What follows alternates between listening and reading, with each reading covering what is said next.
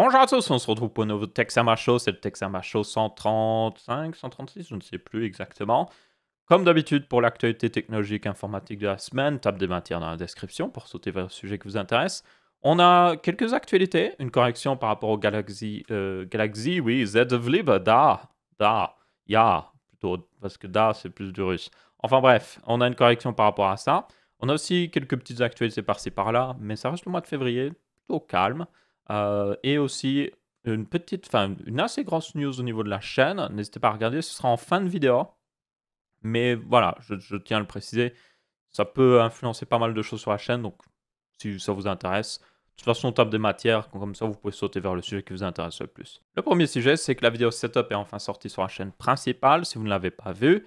Donc ça montre mon nouveau setup qui est juste ici derrière, tout un peu le montage niveau de water cooling, le water cooling fini, tout ça en mode un petit peu cinématique, fait comme d'assez grosses chaînes tech. Bon, c'était la première fois que je faisais vraiment ça avec un full PC. J'ai appris pas mal et j'ai aussi des trucs où je ferai beaucoup mieux la prochaine fois, ça c'est sûr. Mais ouais, ça m'a fait énormément plaisir de travailler là-dessus. Donc n'hésitez pas à regarder, surtout l'intro, si vous avez la flemme de regarder les 10 minutes de vidéo. Les 10 minutes de vidéo, c'est une grosse partie, c'est l'intro, 3 minutes il me semble. Donc c'est juste, oui, l'intro montage, on monte le PC avec des jolis plans et tout, de la musique. Et puis après, je parle justement des pièces du PC et un petit peu le genre de performance que j'ai avec.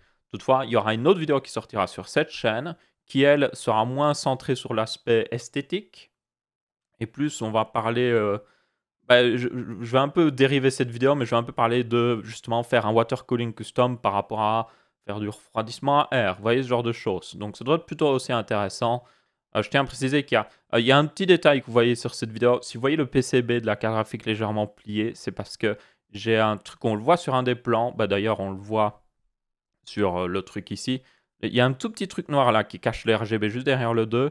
C'est un petit soutien qui est fait par Lian Li, qui est excellent, qui marche d'ailleurs peu importe le boîtier que vous avez, donc je le recommande vraiment. Ça coûte 10 euros et en gros, vous le mettez dans les vis de la carte mère et ça permet juste de soutenir une carte graphique, et même plusieurs, vous pouvez en mettre plusieurs soutenus, et ça permet de soutenir votre carte graphique vers l'arrière. Et ça marche hyper bien, franchement. Le PCB plié parce que le waterblock est plutôt lourd. Et comme j'utilise la backplate par défaut, je me suis dit, je ne vais pas utiliser la backplate Ikea parce que je ne lui faisais pas confiance, même si j'ai changé les câbles. Pour ceux qui ne se souvenaient pas, il y avait eu tout le problème, j'ai fait une vidéo là-dessus, mais il y avait eu tout le problème où Ikea avait mis les mauvais câbles sur la carte et ils l'ont avoué, hein, je tiens à le préciser par mail, qu'ils avaient mis les mauvais câbles. Ils m'ont renvoyé les bons câbles et j'ai encore les anciens câbles qui traînent quelque part ici. Je ferai quelque chose avec, ça peut être fun. Au moins faire du recyclage. Mais du coup, j'avais pas confiance à la backplate, je vais être très honnête, donc je me suis dit, on va essayer de bricoler, de mettre l'ancienne backplate, et ça marche plutôt bien, ça marche même très très bien, et l'esthétique selon moi est différente, c'est pas la même esthétique qu'avec la backplate toute brillante et tout, mais c'est quand même intéressant je trouve, c'est quand même intéressant, et en plus on a le RGB derrière comme ça, même si la plupart du temps je mets juste une couleur fixe, là c'est en mode full RGB, mais la plupart du temps je mets bleu, rouge, ou je peux éteindre les lumières aussi, ça c'est plutôt classe aussi. Enfin bref. Quoi qu'il arrive, il y a eu tout ce petit truc là-dessus, mais pour que j'en revienne là où je parlais, le PCB, depuis que j'ai mieux soutenu la carte, parce que le poids du waterblock, c'est plutôt lourd, les waterblocks, faisait qu'elle pliait un petit peu, ce qui est tout à fait normal, je tiens à le préciser. C'est pas très rare de voir des cartes graphiques pliées sur leur propre poids, mais c'est juste qu'avec ce petit soutien à l'arrière, maintenant, elle tient vraiment droite, même extrêmement droite. Je me suis amusé à vérifier avec un niveau laser, elle était parfaitement droite. Donc maintenant, plus de drôles de pliures dans le PCB. Il y en a encore un petit peu au niveau des vis, ce qui est normal. Quand les vis sont fort serrées, ça fait juste légèrement bombé, mais c'est à peine. Mais bon, maintenant c'est beaucoup mieux, quoi qu'il arrive. Donc ouais, cette vidéo-là, vous l'aurez dans la description, dans le petit i au-dessus, si vous voulez la regarder. Ensuite, une autre news, petite news par rapport à la chaîne, avant qu'on passe à la fin de la vidéo, il y aura d'autres news par rapport à la chaîne, mais on a dépassé les 80 000 abonnés sur la chaîne, on est même à 80 500, donc un grand merci à vous. Et j'espère que le contenu continue de vous plaire et qu'il continuera de vous plaire. Il y a d'autres vidéos qui doivent sortir, j'en ai annoncé avant. On a aussi les vidéos sur Linux qui ont commencé. Les vidéos sur le NAS aussi qui vont continuer d'arriver. J'ai peut-être une piste pour avoir des disques durs. Le problème, c'est si je dois les acheter moi-même, je les économise encore, en fait. Je pourrais les acheter, mais j'ai d'autres trucs à payer et tout ça, donc ouais. Mais quoi qu'il arrive, ça arrivera. Parce que mon premier NAS est en train de se remplir petit à petit et que je suis en mode, faudrait mieux que je me dépêche, surtout que je dois encore tester quel système d'exploitation je vais utiliser pour faire mon NAS. Donc, ouais. Bref, dans tous les cas, vidéo Linux, il y en aura plus. Ça va rester toujours très accessible, ces vidéos Linux. Je veux plutôt donner la flamme de la passion Linux aux gens. Et puis après, et c'est pour ça que je l'ai demandé dans une des vidéos, la première vidéo sur Linux, j'ai demandé aux gens, hey, donnez-moi des chaînes Linux. Et je vais regarder des chaînes FR qui sont intéressantes. Et puis, genre plus tard, ben, je dirais, hey, si vous voulez en voir plus par quelqu'un qui se débrouille beaucoup mieux que moi, allez voir telle ou telle ou telle ou telle chaîne. Comme ça, je passe la torche, littéralement. J'ai peut-être allumé la torche, puis après, je la passe à quelqu'un d'autre un petit peu. Parce que, selon moi, Linux, c'est très intéressant. Après, moi, je peux juste surtout le montrer d'un point de vue introduction, parce que je ne suis loin d'être un expert Linux, je vais être très honnête. Peut-être d'ici plusieurs années, quand j'aurai beaucoup bidouillé avec, mais ouais, je suis encore très très très loin. Donc, ici, je montre surtout le premier aspect. Donc ça, il y en aura de plus en plus sur la chaîne. Il y a aussi évidemment les vidéos review et tout ça. Euh, Normalement, enfin je vise les 4 vidéos par semaine en comptant le Texama Show. Donc c'est 3 vidéos plus le Texama Show, ce qui me semble être plutôt raisonnable. Plus, ce serait trop. Moins, c'est un petit peu dommage, je trouve. 4, c'est pas mal. Mais ça va petit à petit, je vais me mettre à 4. Des fois, je sors 3 vidéos sur la semaine, des fois, c'est plutôt 2. Je suis en train de m'y mettre petit à petit. Ensuite, du coup, cette news par rapport au Z Flip, justement. Et la news, c'est que, si vous n'avez pas vu la semaine dernière, Jerry Rig Everything. Donc, on avait vu la news du Z Flip. On s'était dit, hey, Samsung a annoncé un écran en verre. Est-ce que c'est vraiment le cas? Jerry Rig Everything avait sorti une vidéo où il montrait que, en tout cas, la surface de l'écran n'était pas en verre. Du coup, j'avais fait une petite update dans le Texama Show parce que la vidéo était sortie entre-temps pour dire que, oui, visiblement, voilà, il y a eu un petit peu de traficoterie. Et ensuite, il a sorti une autre vidéo où il démonte le Galaxy Z Flip pour montrer qu'en réalité, oui, il y a une plaque de verre. C'est juste que cette plaque de verre a une plaque de plastique par-dessus.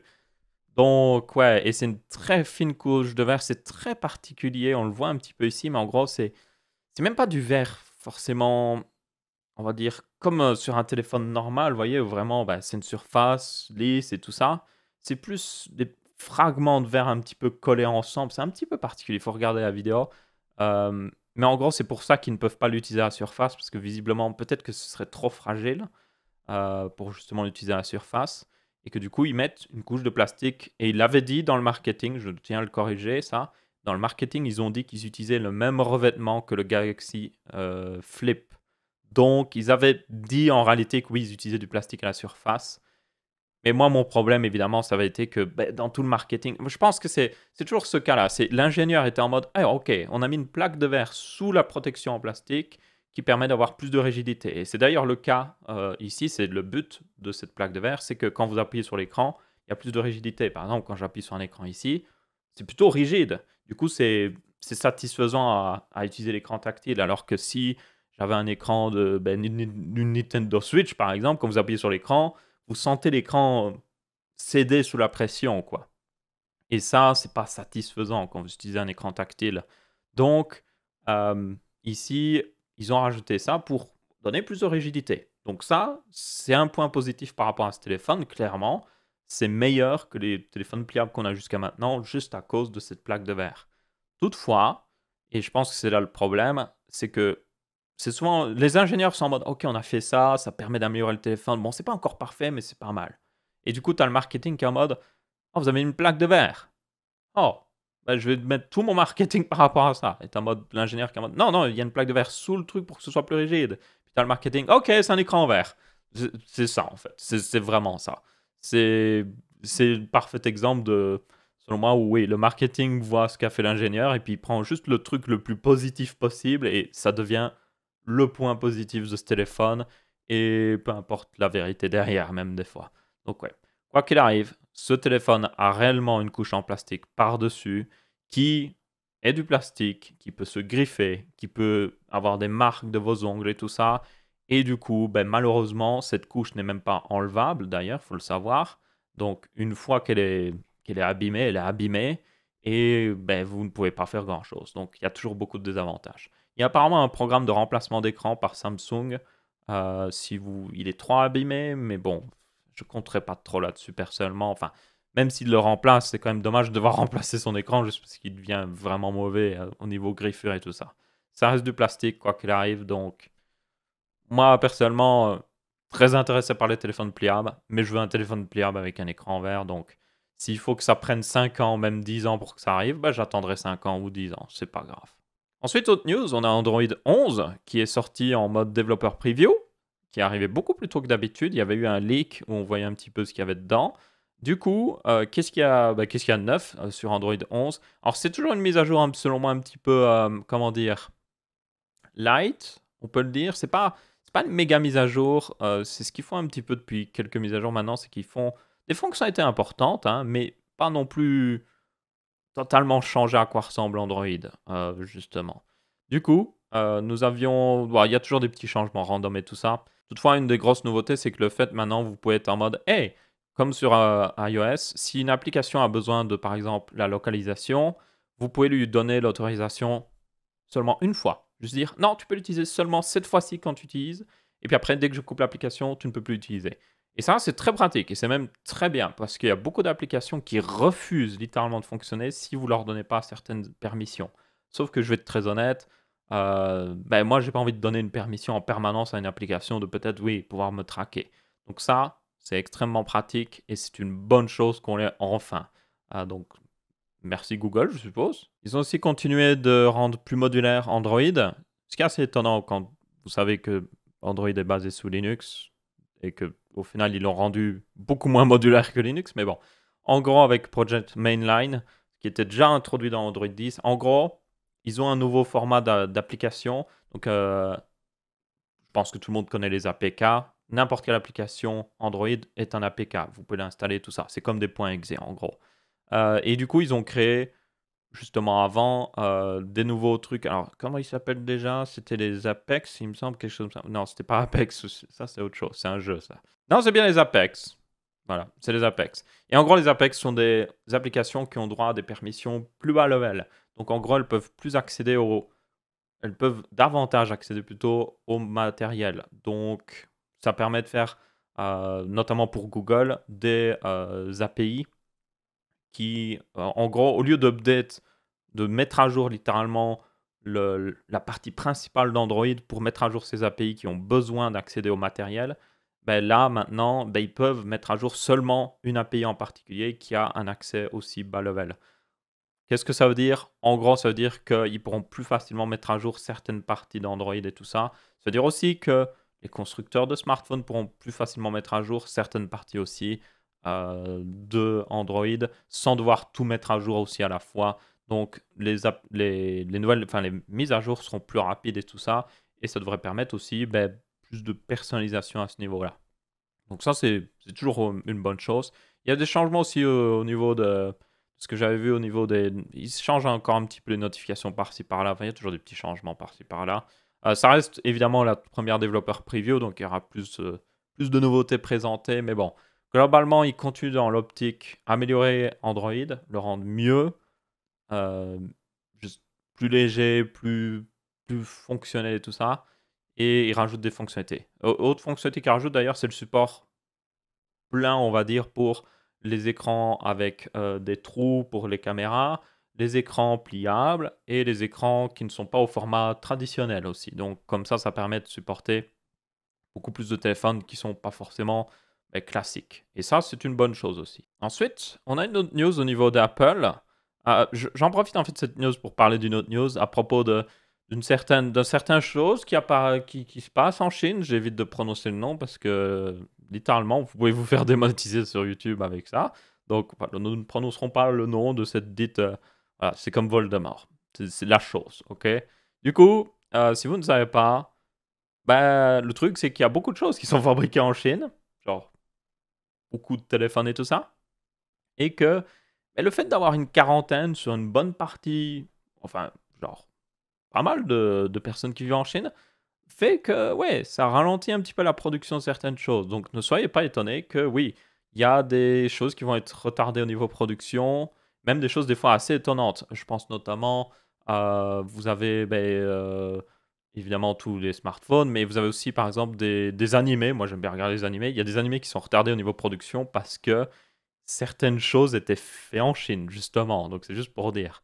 Donc voilà, tenez-en compte. C'est notamment, il y avait cette news par rapport à l'iPad Pro. Il y a un nouvel iPad Pro qui doit sortir. Je suis assez impatient de voir ce que ça donne d'ailleurs, parce que je pensais peut-être éventuellement remplacer mon iPad de mon côté. J'aime assez bien les tablettes et honnêtement, il n'y a pas de bonnes tablettes Android. Il y a des tablettes Android qui sont pas mal, mais il n'y en a pas de vraiment où je suis en mode oh, elle est excellente. Après, j'ai pas testé, il y avait la Galaxy Tab, mais je la trouve, elle est chère. Bah, vous allez me dire, l'iPad aussi est cher, mais j'aimerais la tester avant, quoi, pour me rendre compte si elle est vraiment bien. Elle a l'air bien, mais un petit peu, ouais. J'aimerais bien que OnePlus fasse une tablette, ce serait génial, mais je pense pas qu'ils le feront. Il y a très peu de gens qui font de tablettes en ce moment, et c'est fort dommage. Au final, il n'y a que les iPads, franchement. La plupart des tablettes Android sont faites pour être pas chères. Il n'y a que Samsung qui fait une tablette qui est chère, justement, et qui est évidemment performante derrière, mais, encore une fois, je ne sais pas ce que ça donne, donc je ne saurais vous dire. Si Samsung me proposait d'en avoir une en test, même pendant 2 semaines, hein, ce serait génial. Je pourrais enfin tester, voir ce que ça donne. Mais bon, Samsung est une compagnie beaucoup trop grosse et ça ne vaut certainement pas la peine que j'essaie de les contacter parce qu'ils vont juste m'ignorer. Mais bon, ça c'est le problème aussi des fois quand vous voulez faire une chaîne tech, c'est qu'il faut avoir les contacts des fois pour certaines choses. Enfin bref. Donc ouais, ça va ralentir énormément certains domaines comme ça. Évidemment aussi, quoi qu'il arrive, là, je parle d'un point de vue tech, mais je tiens à préciser que oui, c'est quand même aussi un problème au niveau humain, parce qu'il y a des gens qui actuellement, ben, déjà sont en quarantaine depuis je ne sais combien de temps, et il y a aussi des gens qui décèdent malheureusement.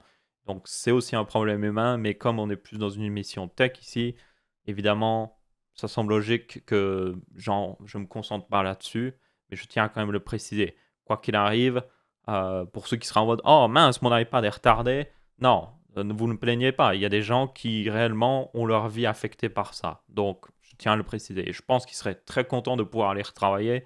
Même en Chine, ça doit être... Ouais, je sais pas s'ils seraient contents d'aller retravailler en Chine, mais bref. Dans tous les cas, ouais. Quoi qu'il arrive, c'est ça. J'en parlerai pas plus d'ailleurs de cette fameuse maladie. Je pense que vous en voyez assez à la TV ou autre chose.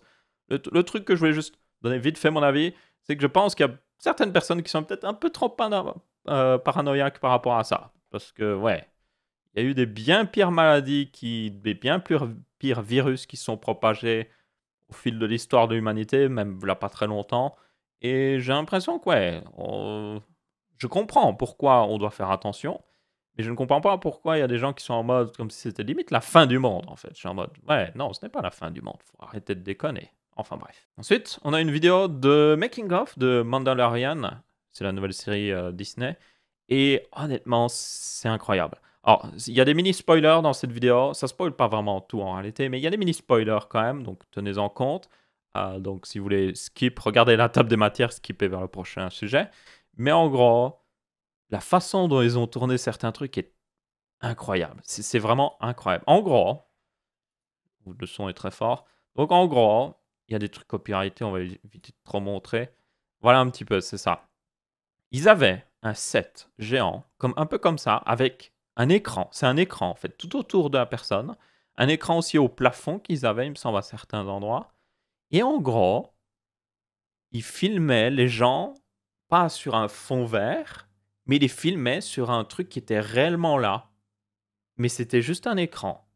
Et ça, j'ai déjà vu cette technique. J'ai déjà vu des youtubeurs le faire avec une grande TV, par exemple. Ils mettent une grande TV avec un fond, et puis ils mettent un truc par devant et qui filme. Et comme ils filment de près cette chose, le fond est flou. Du coup, on voit pas que c'est une TV. Mais ça fait quand même un vrai fond réaliste.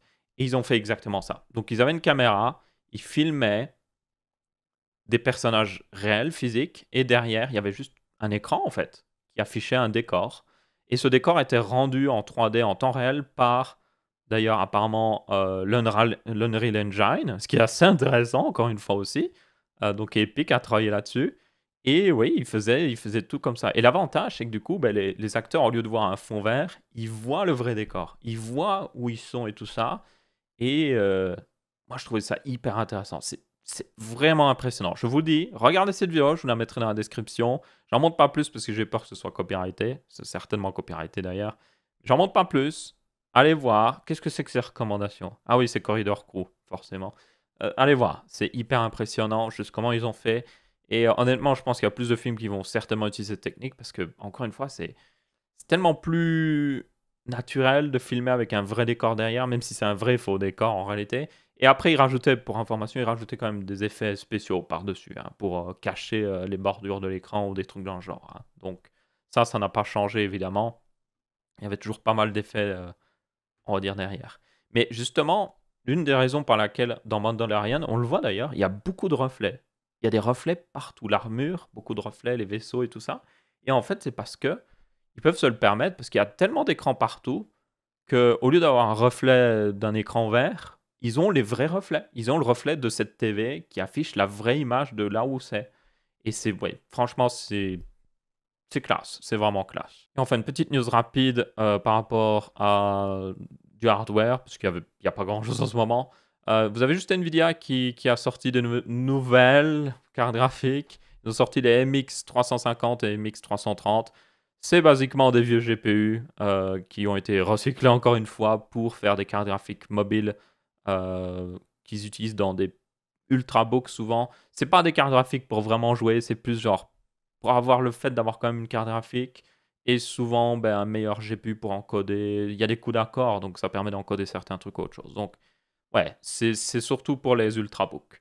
Et bon, c'est bien d'en avoir des nouveaux, mais oui, c'est la même architecture que là, je ne sais combien de ça. Genre, ils sont basés encore, oui. Ils sont basés sur, si je ne m'abuse, sur Pascal, l'architecture Pascal d'NVIDIA. Ce qui est commence un petit peu vieux. Donc ouais, c'est bien d'avoir des nouveaux trucs peut-être. Et enfin, pour la dernière news, je reviens sur la chaîne. Je voulais parler, et c'est ça justement que je voulais parler de la chaîne, notamment. Il y a un truc, et je veux avoir un petit peu votre avis là-dessus, mais NVIDIA. YouTube a sorti une nouvelle fonctionnalité, voilà quelques temps en réalité, qui fait que les abonnements sur YouTube, ou plutôt pas les abonnements, les sponsors. Donc en gros, c'est un peu comme sur Twitch maintenant. Vous avez le fait de pouvoir suivre une chaîne, où vous avez les vidéos, no problemo. Vous pouvez activer la cloche aussi, n'hésitez pas à le faire, pour avoir les notifications. Et ensuite, vous avez aussi la possibilité de soutenir financièrement la personne. On ne parle pas ici de YouTube Red ou de YouTube Premium. Là, on parle ici vraiment de payer comme un sub Twitch en fait. Vous payez 4 € par mois et vous soutenez la personne. Et il y a évidemment une partie qui va pour les frais de paiement et une partie est gardée par YouTube. Mais pour information, YouTube garde 30%, ce qui est raisonnable, largement raisonnable, parce que Twitch, le meilleur contrat de Twitch, parce que le contrat de base Twitch, quand vous êtes affiliate, c'est 50% qui garde. Le meilleur contrat de Twitch, c'est 30% aussi. Bon, il y a certainement certains streamers qui ont plus, enfin, où Twitch garde moins, mais bon, voilà. Personnellement, je ne suis pas un de ces énormes streamers, donc moi, c'est 30%, et c'est déjà pas mal. Du coup, bah, c'était intéressant, mais ouais, c'était pas aussi bien que Twitch, parce que Twitch, ils ont 3 tiers de sub Twitch. Ils ont le sub Twitch normal, ils ont le sub Twitch plus gros à 10 € et puis il y en a un à 24 €. Et le truc, c'est que YouTube a sorti un truc beaucoup mieux que Twitch. En gros, chaque YouTuber peut être en mode, hey, moi je veux 3 tiers, et je veux un tiers à 3 niveaux, quoi, et je veux un niveau à 1 €, et puis je veux un niveau à 3 €, et puis le dernier niveau, 50 €. Et vous pouvez personnaliser entièrement. Vous pouvez dire, je veux que ce soit autant. Et comme ça, les gens après sont en mode, ok, je prends quel niveau? Niveau 1, 2, 3. Et ils peuvent choisir. C'est génial. C'est franchement génial. Pour une fois que YouTube fait quelque chose de mieux que... Voilà. Enfin bref, c'est génial. Et du coup, personnellement, ça m'a inspiré un petit peu. J'étais en mode, hey, j'ai envie de tester quelque chose. Le truc, c'est que jusqu'à maintenant, ben justement, sur ma chaîne principale, ma chaîne gaming, prendre un sub Twitch ou prendre un sponsor coûte au minimum 5 € par mois. Ce qui est beaucoup pour certaines personnes, surtout si vous ne regardez pas tout le temps ma chaîne et qui, voilà, ça reste une somme quand même. Mais du coup, ici, je pourrais le faire sur la chaîne gaming, mais ça poserait problème parce que le truc, c'est qu'ils ont accès à un discount. Enfin, c'est compliqué. Donc, j'ai envie de tester, voir ce que ça donne sur la chaîne tech. J'ai envie de voir, ok, et si je mettais un sponsor sur la chaîne tech à 1 €, le plus bas que je puisse mettre sur YouTube. 1 € par exemple. Il me semble que c'était 1 € ou 1,50 € ou quelque chose comme ça. Et puis j'en mets un à 5 €, traditionnel. Et puis j'en mets un peut-être à, je sais pas moi, 15 € ou peut-être 10 € ou je ne sais pas. Et voilà, 3 niveaux. Et en gros, si vous prenez ça, ben peut-être que moi, ce que j'avais pensé. Alors, avec la chaîne gaming, j'ai du mal à trouver des idées qui sont bonnes. Mais avec la chaîne tech, j'ai beaucoup d'exemples qui existent. Et c'est ça qui est bien en réalité. Donc, notamment, un truc qui peut être fait sur une chaîne tech, c'est juste des petits lives très rapidement où on est en mode un petit peu on discute tech, on discute même support technique. Si quelqu'un a un problème, on essaie de régler son problème en live. Voilà, un petit truc comme ça. Ou des questions-réponses de manière globale. Ça peut être fait une fois par mois. Ensuite, beaucoup de chaînes tech qui font, enfin, certaines, c'est qu'ils font certaines vidéos à l'avance. Donc les vidéos qui ne sont pas dépendantes de l'actualité. Donc je vous donne un exemple. Le Texama Show, ça dépend de l'actualité. Il faut que ça sorte quand ça doit sortir. Mais par contre, bah, par exemple, ma vidéo sur Linux, on s'en fiche de l'actualité. Elle aurait pu sortir une semaine après, une semaine avant. Ça n'aurait rien changé. Donc beaucoup de youtubeurs, ce qu'ils font, c'est qu'ils font leur contenu une semaine à l'avance. Donc ça leur permet déjà d'avoir une certaine avance par rapport à leurs vidéos. Et ils les sortent sur une plateforme payante une semaine à l'avance. Et puis après, ils les sortent sur la chaîne normalement. Et en gros, ben, ça leur permet déjà d'avoir un meilleur soutien financier. Ça permet aux gens d'avoir un petit avantage s'ils décident de payer. Et ça permet aussi d'améliorer la qualité des vidéos. Pourquoi? Parce que du coup, comme elle sort une semaine à l'avance, s'il y avait une erreur dessus, elle peut être corrigée quand elle sortira pour tout le public. Et aussi un autre avantage, du coup, c'est que ça permet même des fois oui, de voir si une vidéo va plaire ou pas à l'avance ou autre chose. Donc c'est assez intéressant. Dites-moi ce que vous en pensez, si je faisais ce genre de choses. Le truc, c'est que je vois directement, je le sais, des gens qui ne peuvent pas payer par mois même 1 € vont être en mode ah, c'est dégueulasse ou des trucs dans le genre. Le truc que vous devez voir, c'est que déjà, ça ne va rien changer pour vous. Vous aurez toujours autant de vidéos, vous aurez toujours toutes les vidéos qui sortiront. Et moi, le jour, si je fais ça, je ferai des vidéos à l'avance. Donc, je ne voudrais pas un trou de vidéos pendant une semaine, le temps que je fasse mon avance pour ce truc-là. Et ça va même améliorer les vidéos parce que vous aurez certainement plus de contenu de niche que je peux me permettre de faire parce que ben, j'ai pas besoin de me préoccuper de ça. Une autre question qu'aussi les gens vont se poser du coup, c'est ouais, mais Aurélien, pourquoi tu as besoin d'argent ou je ne sais quoi comme ça? Parce que j'ai envie de développer la chaîne. J'ai envie que le truc, c'est que mon travail principal actuellement, c'est la chaîne gaming et c'est la chaîne et c'est aussi les live Twitch. Mais si je peux passer plus de temps et passer surtout plus de temps hors de mon temps libre, passer vraiment du temps professionnel sur la chaîne tech, je peux encore l'améliorer. Je peux faire des meilleures vidéos et tout ça. Et c'est ce que j'ai essayé de faire depuis pas mal de temps. Vous voyez, maintenant, j'ai amélioré, selon moi, assez bien la qualité des vidéos. Et je veux continuer de le faire. Je veux avoir des sujets plus intéressants. Je veux traiter aussi des trucs que je ne pouvais pas traiter. Par exemple, il y a des fois où je voudrais faire quelque chose, je suis en mode, ah ben non, si je veux faire une vidéo là-dessus, ça va me coûter de l'argent, littéralement. Si je veux tester un produit, mais qu'on ne me l'envoie pas, je suis obligé de l'acheter par moi-même. Ça me coûte de l'argent pour le tester, pour que les gens puissent se rendre compte si c'est bien. Donc, ce genre de choses permettrait de pallier à ça, tout simplement. Dites-moi ce que vous en pensez. Euh, Seriez-vous intéressé par ce genre de choses? Je vais pas mettre de sondage parce qu'une fois j'avais fait ça sur la chaîne gaming où j'avais dit hey, vous seriez intéressé par les abonnements payants? Et il y avait beaucoup de gens qui avaient dit oh ouais! Et puis la plupart des gens n'en avaient pas pris. Donc, ouais, voilà. Donc, je vais pas mettre de sondage. Mais voilà, dites-moi si réellement vous seriez intéressé. Réellement, pas juste pour me faire plaisir, je veux vraiment le savoir. Si vous aviez justement, selon moi, un de ces deux avantages, c'est que vous avez un live par mois en mode question-réponse, un petit peu support technique, qui serait diffusé pour les autres aussi, certainement, mais peut-être plus tard. Et puis vous avez aussi certaines vidéos une semaine à l'avance. Les vidéos qui ne dépendent pas du temps, encore une fois. Pas les Texama Show, pas les configs de la semaine parce que souvent elles dépendent aussi du temps. Je les fais à un moment précis, il faut qu'elles sortent à ce moment précis parce que peut-être que les offres vont changer en une semaine. Donc ouais. Mais par contre, peut-être les guides d'achat de carte graphique, ça irait. Une semaine à l'avance, ça ne change pas. Ça change un petit peu, mais c'est pas non plus énorme. Ou alors je peux faire peut-être certaines vidéos au lieu d'une semaine à l'avance. Je fais surtout, ah ben quand je l'ai fini, je vous la mets pour vous. Et puis normalement, je l'ai fini le lundi, mais normalement elle sort le jeudi. Elle sortira quand même le jeudi. Mais vous qui ont payé, vous l'avez peut-être le jour où je l'ai fini. Et encore une fois, vous l'avez à l'avance, techniquement, mais peut-être pas une semaine. Donc ouais, dites-moi ce que vous en pensez. Dites-moi si ça intéresserait. C'est similaire à Floatplane pour ceux qui se demandent. Et puis voilà, juste dites-moi, en gros. Bon, bah, du coup, c'est à peu près tout pour ce Tech Sama Show aussi. J'espère que vous avez bien apprécié. C'était un Tech Sama Show. Ouh la vache, assez long. C'est possible. Il est fort long. Je vais peut-être couper certains. Ça arrive souvent. Je tiens à le préciser. Je coupe des sujets pour des fois pour que le Tech Sama Show descende en dessous des 40 minutes. Sans déconner. Donc, yep. Des fois, je me nerf littéralement. Ou je coupe des trucs. Ou je coupe des trucs où je pars en monologue pendant 3 heures. Ouais. Peut-être que justement, les gens qui prennent un sponsor sur la chaîne pour avoir la version uncut, où il y a tout dedans, je ne sais pas si vous seriez content d'avoir ça en réalité, mais ouais, voilà. Bref, du coup, on va en rester là. Merci à tous. N'hésitez pas à laisser votre avis, que ce soit en pouce bleu, pouce rouge ou en commentaire. On se retrouvera pour une prochaine vidéo sur la chaîne Tech. Encore merci pour les 80 000 abonnés. Et ciao, ciao.